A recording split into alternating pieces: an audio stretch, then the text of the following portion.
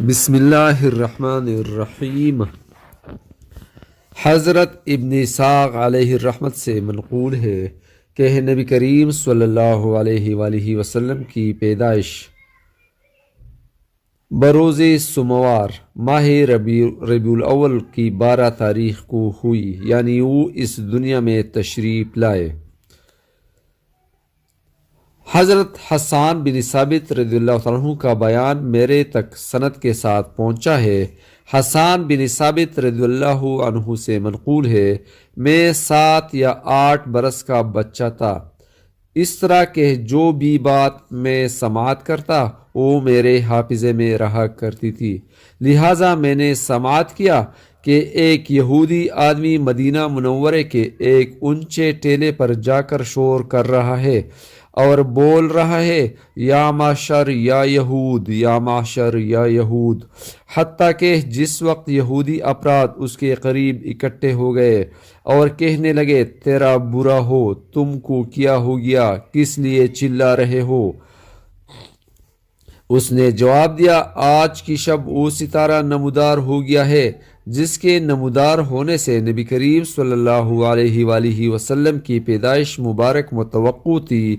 حضرت ابن اسحاق علیہ الرحمت سے منقول ہے، میں نے سعید بن عبد الرحمن بن ثابت سے دریافت کیا کہ جس وقت نبی کریم صلی اللہ علیہ وآلہ وسلم مدینہ منورے میں تشریف لائے تو حسان بن ثابت رضی اللہ عنہ کی حیات کتنے برس تھی؟ جواب دیا کہ 60 سال، اور حضور نبی کریم صلی اللہ علیہ وآلہ وسلم کی حیات مبارکہ اس لمحے 53 برس تھی،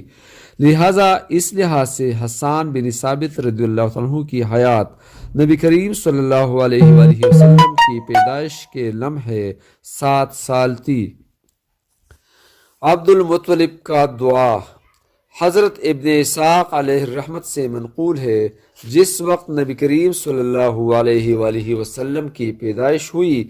حضور نبی کریم صلی اللہ علیہ وآلہ وسلم کی والدہ محترمہ نے نبی کریم صلی اللہ علیہ وآلہ وسلم کے دادا عبد المطلب کو اطلاع دی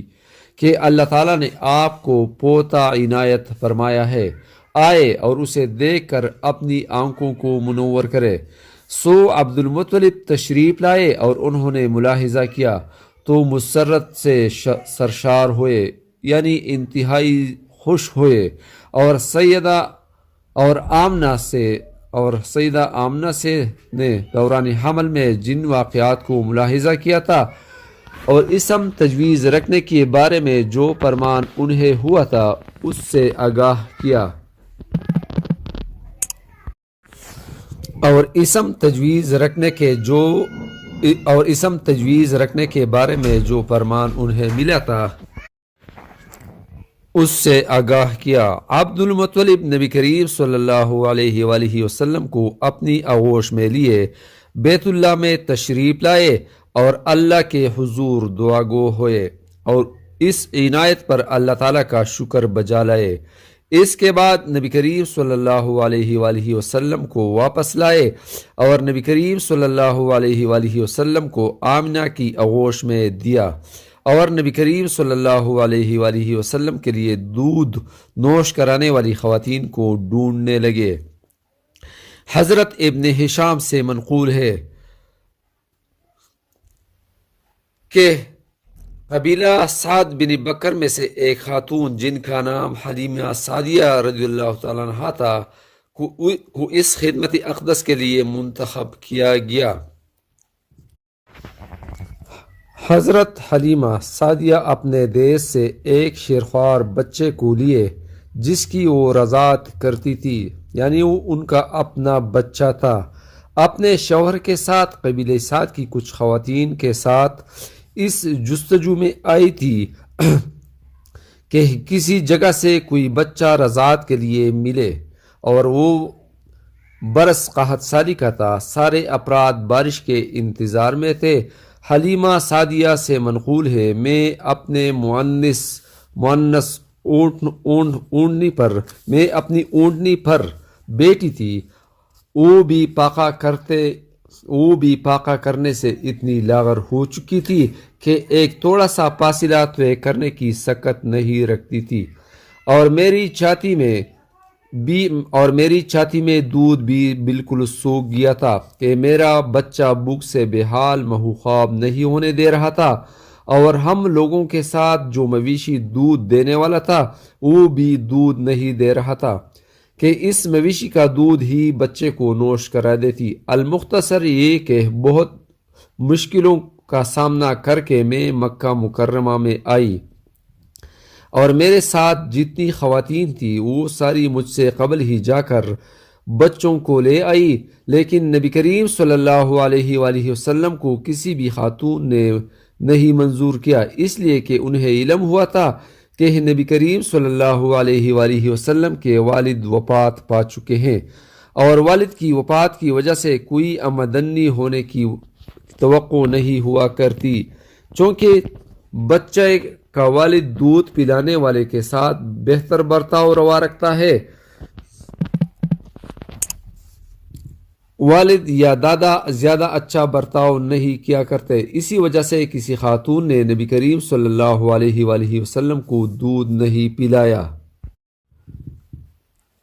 حلیمہ سعدیہ رضی اللہ عنہما سے منقول ہے، میں بھی یہی سوچ کر نبی کریم صلی اللہ علیہ وآلہ وسلم کو لے کر نہیں آئی تھی،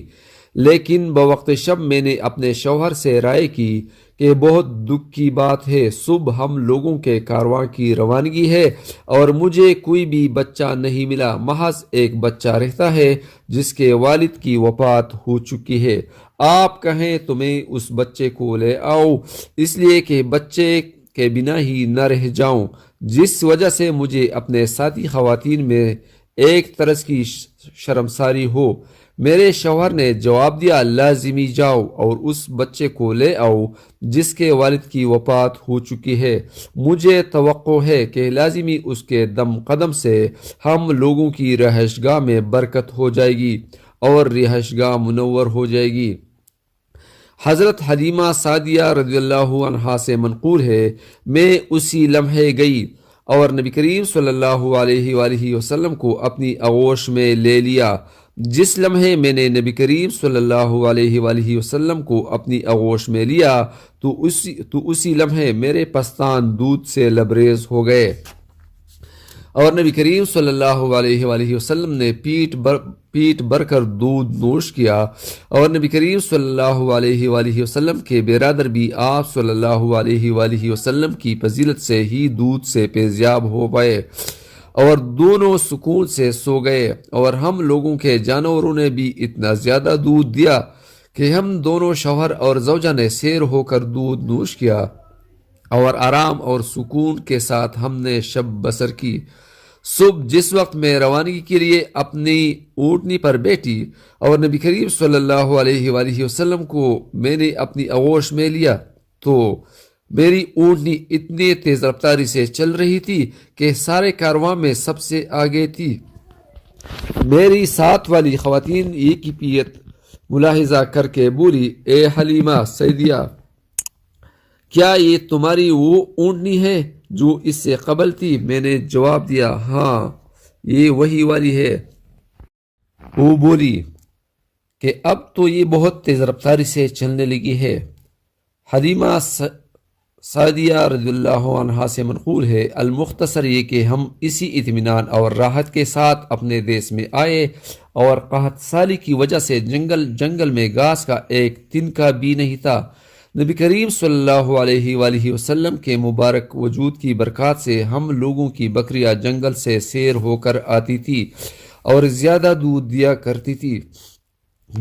جبکہ ہم لوگوں کی باقی ملت کی بکریاں جنگل سے خالی پیٹ آیا کرتی تھی اور دودھ کی ایک بوند بھی نہیں دیتی تھی۔ میری قوم کے افراد اپنے گڈریوں سے کہا کرتے کہ تم بھی اپنی بکریوں کو ادھر کیوں نہیں چرانے لے کر جاتے جدھر حلیمہ سعدیہ کی بکریاں چرنے کے لیے جاتی ہے، لیکن اس کے بعد بھی ان کی بکریاں خالی پیٹ اور میری سیر ہو کر آتی۔ الغرض ہم نے ایسی ہی انوار الہی کا نظارہ کیا حتیٰ کہ 2 برس مکمل ہوئے اور حضور نبی کریم صلی اللہ علیہ وآلہ وسلم کا دودھ بڑھا دیا۔ حضور نبی کریم صلی اللہ علیہ وآلہ وسلم کا پلنا پولنا طرح کا تھا کہ کوئی بچہ آپ صلی اللہ علیہ وآلہ وسلم کے مساوی نہیں ہو سکتا تھا۔ جس وقت نبی کریم صلی اللہ علیہ وآلہ وسلم کی حیات مبارکہ 2 برس ہوئی تو ایک ہوش مند بچے کی مانند تھے۔ حضرت حلیمہ سے منقول ہے، میں نے نبی کریم صلی اللہ علیہ وآلہ وسلم کو لیے نبی اکرم صلی اللہ علیہ وآلہ وسلم کی والدہ محترمہ کی خدمت میں آئی اور نبی کریم صلی اللہ علیہ وآلہ وسلم کی برکات ملاحظہ کر کے مجھے یہی لالچ دی کہ آپ صلی اللہ علیہ وآلہ وسلم میرے ہی گھر میں تشریف فرما رہے اسی لیے میں نے نبی کریم صلی اللہ علیہ وآلہ وسلم کی والدہ محترمہ سے گزارش کی، اگر آپ اپنے صاحبزادے کو میرے ہاں رہنے کی منظوری دے دے تو مناسب ہے، اس لیے کہ مجھے مکہ مکرمہ کے موسم سے ان کے لیے خوف ہے۔ جس وقت یہ محکم ہو جائیں گے تو اس لمحے خطرہ نہیں ہوگا، اور میں نے بہت زور دے کر ان سے یہ بات کی، بالآخر انہوں نے منظوری دے دی اور میں نبی کریم صلی اللہ علیہ وآلہ وسلم کو اپنے ہمراہ لے آئی۔ مجھے نبی کریم صلی اللہ علیہ وآلہ وسلم کو ہمراہ لے کر آئے ہوئے کچھ ہی مہینے بیت پائے تھے کہ ایک دن نبی کریم صلی اللہ علیہ وآلہ وسلم اپنے دودھ شریک برادر کے ساتھ ہم لوگوں کی رہائش گاہ کے عقب میں بکریوں کو چارہ کھلانے میں مصروف تھے کہ آپ صلی اللہ علیہ وآلہ وسلم کا برادر بھاگتا ہوا آیا اور مجھ سے اور اپنے والد سے بولا، میرے برادر مطلب نبی کریم صلی اللہ علیہ وآلہ وسلم کو 2 سفید لباس والے افراد پکڑ کر لے گئے ہیں اور انہیں لٹا کر ان کا سینہ مبارک چاک کر رہے ہیں۔ سیدہ حلیمہ رضی اللہ تعالیٰ عنہا سے منقول ہے، یہ اطلاع سماعت کر کے میں اور میرے شوہر ہم دونوں بھاگتے ہوئے گئے اور ادھر جا کر ملاحظہ کیا تو نبی کریم صلی اللہ علیہ وآلہ وسلم کو کھڑے ہوئے ملاحظہ کیا اور چہرہ مبارک پر ڈر کے اثرات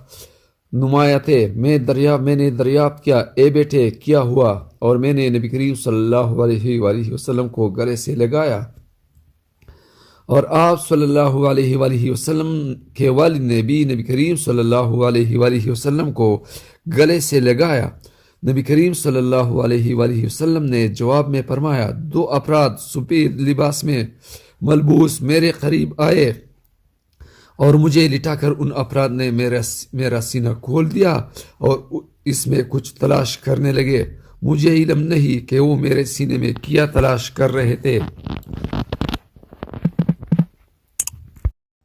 سیدہ حلیمہ رضی اللہ تعالیٰ عنہ سے منقول ہے، میں نے نبی کریم صلی اللہ علیہ وآلہ وسلم کو اپنی رہائش میں لے آئی اور میرے شوہر مجھ سے کہنے لگے، اے حلیمہ، اس بچے کو اس کے اہل ویال میں بیچ دینا زیادہ بہتر ہے، اس لیے کہ اس کے ادھر مقیم ہونے سے ہمیں ڈر ہے کہ طرز کا کوئی نقصان اسے نہ ہو جائے، نہیں تو ہمیں جواب دہ ہونا پڑے گا۔ حضرت حلیمہ سعدیہ رضی اللہ عنہا سے منقول ہے، بہرحال میں نے نبی کریم صلی اللہ علیہ وآلہ وسلم کو ان کے والدہ محترمہ کے ہاں ان کے والدہ محترمہ کے ہاں لے آئی۔ انہوں نے پوچھا، اے حلیمہ، تمہارا کس طرح آنا ہوا جبکہ تم اس بچے کو اپنے ہمراہ رکھنے کا لالچ کر رہی تھی؟ میں نے جواب دیا، جی یہ تو درست ہے، لیکن اب میں اپنے حق کی ادائیگی کر چکی اور اس دور کے حادثات سے خوفزدہ ہو کر اس صاحبزادے کو ادھر لے آئی ہوں، سو بحفظ و امان آپ کے صاحبزادے کو آپ کے پاس لے آئی ہوں، جس طرح کہ آپ کی خواہش تھی۔ نبی کریم صلی اللہ علیہ وآلہ وسلم کی والدہ ماجدہ نے فرمایا، ٹھیک بتاؤ کیا ماجرا ہے کہ تم اس بچے کو لے کر آ گئی اور اتنا اصرار کیا کہ بالآخر مجھے سارے قصے سے آگاہ کرنا پڑا۔ جس وقت میں نے سب بتا دیا تو انہوں نے فرمایا کہ کیا تمہیں اس بچے پر شیطان کا ڈر محسوس ہوا؟ میں نے جواب میں گزارش کی، جی ہاں۔ انہوں نے فرمایا، یہ تیرا ڈر بیکار ہے، بخدا اس بچے پر شیطان کی کوئی قدرت نہیں ہے اور میرا یہ صاحبزادہ بہت عظیم ہے، میں تمہیں اس کے دوران حمل پیش آنے والے احوال سے آگاہ کرتی ہوں۔ میں نے کہا جی فرمائیے۔ نبی کریم صلی اللہ علیہ وآلہ وسلم کی والدہ ماجدہ مجھ سے فرمانے لگی کہ جس وقت میں اس صاحبزادے کے حمل سے ہوئی تو میرے بدن سے ایک اس طرح کے نور کا اخراج ہوا کہ جس کے منور ہونے سے مجھے شہر بصرہ کے محل نظر آئے، اور یہ حمل بہت ہی بے نقصان اور کم تھا، اور مجھے کسی وقت کا احساس نہیں ہوتا تھا، اور جس لمحے اس صاحبزادے کی ولادت بسعادت ہوئی تو مجھے دکھائی دیا کہ اس نے اپنے ہاتھوں کو عرض پر رکھا اور فلک کی جانب اٹھا لیے۔ اے حلیمہ سعدیہ، صاحبزادے کو ادھر ہی رہنے دو اور خود بامسرت ہو کر اپنے دیس میں جاؤ۔ حضرت ابن اسحاق رحمۃ اللہ علیہ سے منقول ہے، کچھ صحابہ کرام رضی اللہ عنہم نے نبی کریم صلی اللہ علیہ وآلہ وسلم سے گزارش کی، یا رسول اللہ صلی اللہ علیہ وآلہ وسلم، ہمیں اپنے احوال سے تھوڑی آگاہی فرمائیے۔ نبی کریم صلی اللہ علیہ وآلہ وسلم نے جواب دیا، بہتر ہے میں بتلاتا ہوں۔ نبی کریم صلی اللہ علیہ وآلہ وسلم کا فرمانی عالی شان ہے کہ میں اپنے والد ماجد حضرت ابراہیم علیہ السلام کی دعوت اور حضرت عیسیٰ علیہ السلام کی خوشخبری ہوں، اور جس وقت میری والدہ محترمہ میرے حمل سے ہوئی تو انہیں دکھائی دیا کہ ان میں سے ایک اس طرح کا نور ظاہر ہوا کہ جس کے منور ہونے سے انہیں ملک شام کے محل دکھائی دیے، اور خاندانی بنو سعد بنی بکر کی ایک خاتون کے حوالے رضاعت کے لیے کیا۔ لہذا ایک دن کا قصہ ہے کہ میں اپنے برادر کے ساتھ اپنی رہائش گاہ کے عقب میں بکریوں کو چارہ کھلا رہا تھا کہ اچانک دو افراد کی دونوں سفید لباس میں ملبوس، ایک سونے کا برتن برف سے لبریز لیے آمد ہوئے، اور مجھے گرفت میں لے کر انہوں نے میرا سینہ مبارک چیر دیا اور میرے قلب کو نکال کر سوراخ کیا، اور اسی میں سے ایک کالا ٹکڑا باہر نکال پھینکا۔ اس کے بعد میری چھاتی اور قلب کو اس برف سے دھو ڈالا حتیٰ کہ اچھی طرح پاکیزہ کر دیا۔ اس کے بعد ان میں سے ایک دوسرے سے بولا، ان کی امت کے 10 افراد کے ساتھ انہیں تولو۔ ان کے ساتھ مجھے تولا گیا تو میرا ان پر غلبہ ہوا۔ اس کے بعد بولا، 100 افراد کے ساتھ انہیں تولو، لہٰذا ان 100 افراد پر بھی مجھے غلبہ ہوا۔ اس کے بعد بولا، 1000 افراد کے ساتھ انہیں تولو، لہٰذا 1000 افراد پر بھی مجھے غلبہ ہوا۔ اس پر نے بولا، بخدا اگر پوری امت کے ساتھ بھی انہیں تولوں گے اس وقت بھی انہیں ہی غلبہ ملے گا۔ حضرت ابن اسحاق سے منقول ہے، نبی کریم صلی اللہ علیہ وآلہ وسلم کا فرمانی عالی شان ہے، کوئی پیغمبر اس طرح کے نہیں گزرے ہیں جنہوں نے بکریوں کو نہ چرائے ہو۔ گزارش کی گئی کہ یا رسول اللہ صلی اللہ علیہ وآلہ وسلم، کیا آپ صلی اللہ علیہ وآلہ وسلم نے بھی بکریوں کو چرائے ہے؟ حضور نبی کریم صلی اللہ علیہ وآلہ وسلم نے فرمایا، ہاں میں نے بھی بکریوں کو چرایا ہے، یعنی ان کو پالا ہے۔ حضرت ابن اسحاق سے منقول ہے، حضرت نبی کریم صلی اللہ علیہ وآلہ وسلم اپنے اصحاب کرام رضی اللہ عنہما سے فرمانی نبی کریم صلی اللہ علیہ وآلہ وسلم کا فرمانی عالی شان ہے کہ میں تم میں سب سے زیادہ خوش بیان اور قریشی ہوں، اور قبیلہ سعد بن بکر میں میری رضاعت ہوئی۔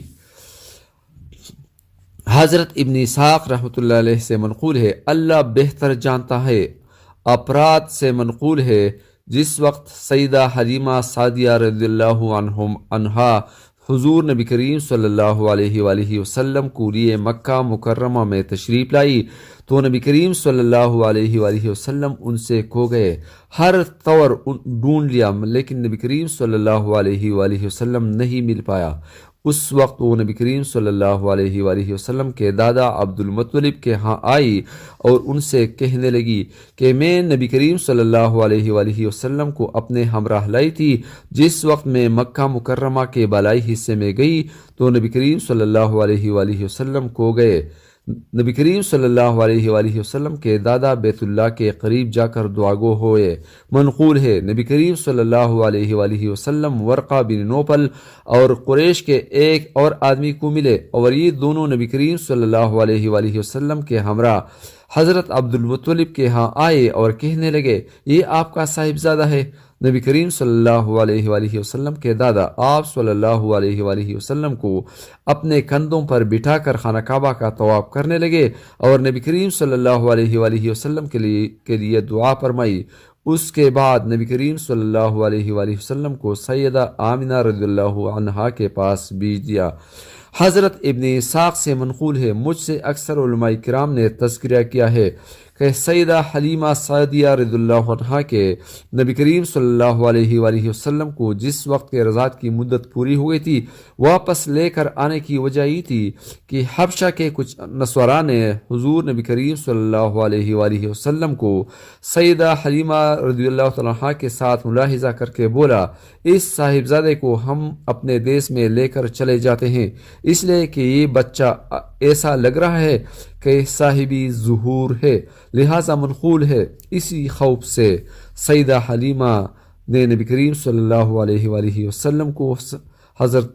کو آمنہ رضی اللہ عنہا کے حوالے کیا۔